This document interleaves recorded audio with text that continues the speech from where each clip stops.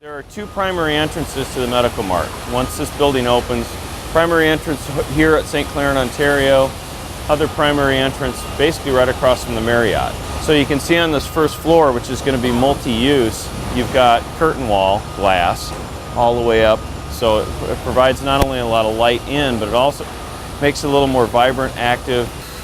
There will be a center aisle basically. So you'll have showrooms on this side of the columns, showrooms on that side of the columns. So in every case, they're going to have a lot of light. The workflow right now is such that it's about 600 workers on site.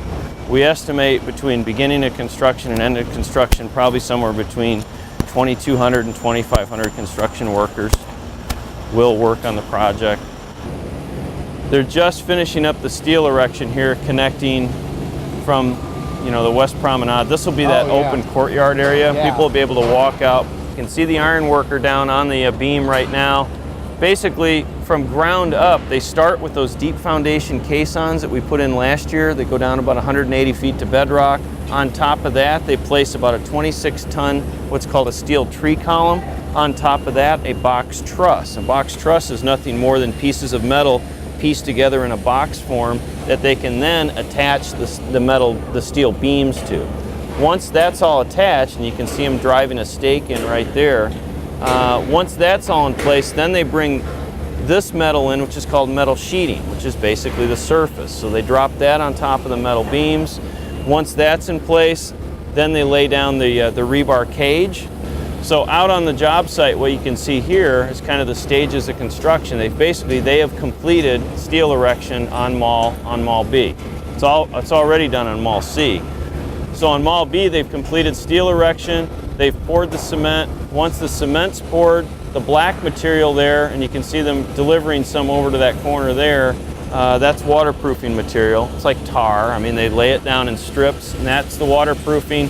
Once the waterproofing's down, then they put the geofoam on top of that, then the dirt, and then over here on Mall C, you can actually see the finished product. Once you've completed that, then you can actually put the top on, which is the grass.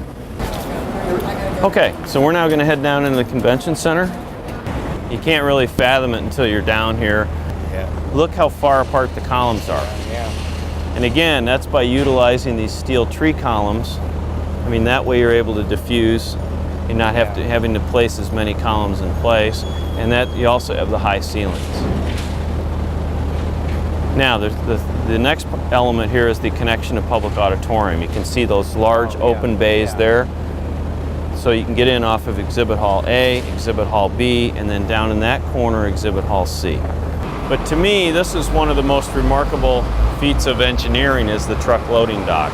It goes underneath Lakeside Avenue all the way out to the bluff behind the courthouse. Right. Okay, That's called West 3rd Street. We actually rebuilt West 3rd Street to provide the trucks to get in, and then as they make the turn and come in, it has a turnaround, so you're never going to have trucks that get stuck behind other trucks. They come in this way. They come in this way. All the truck loading bays, or in fact, that's one of the truck loading bays right there. There are 17 truck loading docks. The old convention center had 2. So we're now underneath Lakeside Avenue. Oh, okay. This is Lakeside right here. This is Lakeside. Lakeside Avenue, columns. Basically, as people enter right above us here, they'll take the stairs, escalators, elevators down. They can either go directly into Public Hall if they're utilizing that space, or come down here to transition to the meeting rooms. This is actually going to be a functioning staircase right here. There will be escalators on each side. So this will actually get you down into everywhere where you don't see columns. That's the new ballroom. Oh, okay. That whole space there where there are no columns, that's 32,000 square feet. That'll be the largest ballroom in downtown Cleveland. That'll be larger. For a sit-down dinner, you can handle 1,800 for a sit-down dinner.